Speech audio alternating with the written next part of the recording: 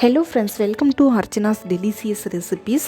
நம்ம வீடியோவில் இன்றைக்கி என்ன பார்க்க போகிறோன்னா, பொட்டேட்டோ ஃப்ரை எப்படி செய்யலான்றது பார்க்கலாம். சப்பாத்தி கூட தொட்டு சாப்பிட்றதுக்கு ஒரு ஈஸியாக செய்யக்கூடிய ஒரு டிஷ் தான் இந்த பொட்டேட்டோ ஃப்ரை. பார்த்திங்கன்னா செய்கிறது ரொம்ப ஈஸி தான். வாங்க எப்படி செய்யலான்றது பார்க்கலாம். அதுக்கு மீடியம் சைஸில் 5 பொட்டேட்டோவை எடுத்திருக்கோம். அதை மேலே உள்ள தோல் எல்லாத்தையுமே நல்லா ஃபீல் பண்ணி எடுத்தாச்சு. எடுத்ததுக்கப்புறம் இந்த பொட்டேட்டோ எல்லாத்தையுமே நல்லா வாஷ் பண்ணி இது மாதிரி சின்னதாக கட் பண்ணிக்கலாம். பொட்டேட்டோ எல்லாமே வாஷ் பண்ணி எடுத்து வச்சுருக்குறோம். அது எல்லாத்தையுமே நீல வாக்கில் இது போல் கட் பண்ணி எடுத்துக்கலாம். ரொம்ப சின்னதாகவும் கட் பண்ணாதீங்க, கொஞ்சம் பெரிய தடிமனாக இருக்கிற மாதிரி கட் பண்ணிக்கோங்க. ஏன்னா பொட்டேட்டோலாம் சீக்கிரமாக சாஃப்டாக வெந்து வந்துடும். அப்படி சாஃப்டாக வேகும் பொழுது ரொம்ப லேஸாக இருந்துச்சுன்னா உடைய ஆரம்பிச்சிரும். நீளமாக இருந்தால் பார்க்க நல்லாயிருக்கும். அதனால் கொஞ்சம் தடிமனாக கட் பண்ணிங்கன்னா சீக்கிரமாக ஃப்ரை பண்ணும் பொழுது உடையாது. எல்லா உருளைக்கிழங்கையும் இதே மாதிரி கட் பண்ணி எடுத்து வச்சிட்டோம். இப்போ நம்ம பொட்டேட்டோ ஃப்ரை செய்ய ஆரம்பிச்சிடலாம். அதுக்கு ஃபஸ்ட்டு ஒரு கடாயை சூடுபடுத்திக்கலாம். கடாய் நல்லா சூடான உடனே தேவையான அளவு ஆயில் சேர்த்துக்கலாம். இந்த பொட்டேட்டோ ஃப்ரைக்கு பார்த்திங்கன்னா நம்ம தண்ணியே சேர்க்க மாட்டோம். அதனால் ஆயில் கொஞ்சம் அதிகமாக விட்டுக்கோங்க.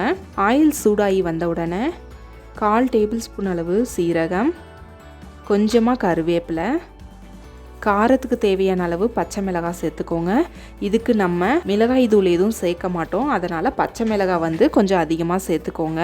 பச்சை மிளகாய் எல்லாம் நல்லா பொரிஞ்சு வந்த உடனே நம்ம கட் பண்ணி எடுத்து வச்சுருக்கிற உருளைக்கிழங்கு எல்லாத்தையும் சேர்த்துக்கலாம்.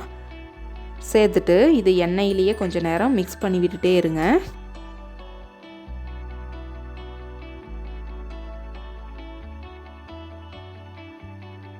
இப்போ நம்ம பொட்டேட்டோவுக்கு தேவையான அளவு உப்பு சேர்த்துக்கலாம். சேர்த்ததுக்கப்புறம் இதை எண்ணெயிலேயே நல்லா இது போல் மிக்ஸ் பண்ணி விட்டுக்கலாம். எண்ணெயில் பொட்டேட்டோ எல்லாம் ஓரளவுக்கு நல்லா மிக்ஸ் ஆகிருச்சு. இப்போது 2 டீஸ்பூன் அளவு மஞ்சள் தூள் சேர்த்துக்கலாம். சேர்த்ததுக்கப்புறம் இது போல் நல்லா கலந்து விட்டுருங்க. மஞ்சள் தூள் எல்லா பொட்டேட்டோஸ்லேயும் படுற மாதிரி நாம் நல்லா கலந்து விட்டுக்கலாம். இப்போது இதை மூடி வச்சு 5 நிமிஷம் போல் குக் பண்ணிக்கலாம். 5 நிமிஷத்துலேயே நம்மளோட பொட்டேட்டோ ஃப்ரை எல்லாமே சாஃப்டாக வெந்து வந்துடும். 5 நிமிஷத்துக்கு அப்புறம் ஓப்பன் பண்ணி பாருங்கள். நம்மளோட பொட்டேட்டோ ஃப்ரை எல்லாமே ஓரளவுக்கு நல்லா சாஃப்டாக வெந்து வந்துருச்சு. இந்த பொட்டேட்டோஸை பார்த்திங்கன்னா ஆவியில் வெந்தாவே போதும், நல்லா வெந்துடும். நம்ம தண்ணியெலாம் ஊற்றி குக் பண்ணணும்னு அவசியம் இல்லை. அவ்வளோதான், நம்மளோட உருளைக்கிழங்கு ஃப்ரை எல்லாமே ரொம்பவே சூப்பராக ரெடியாகி வந்துருச்சு. இந்த பொட்டேட்டோ ஃப்ரையை பார்த்திங்கன்னா டக்குன்னு ஈஸியாக ஒரு 5 நிமிஷத்தில் குயிக்காக செஞ்சு முடிச்சிடலாம்.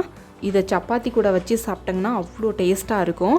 இது டக்குன்னு செய்யக்கூடிய ஒரு ரெசிபி தான். இந்த ரெசிபியை நீங்களும் உங்கள் வீட்டில் ட்ரை பண்ணுங்கள். ட்ரை பண்ணிவிட்டு எப்படி வந்துச்சுன்னு உங்களோட ஃபீட்பேக்கை எங்களோட ஷேர் பண்ணுங்கள்.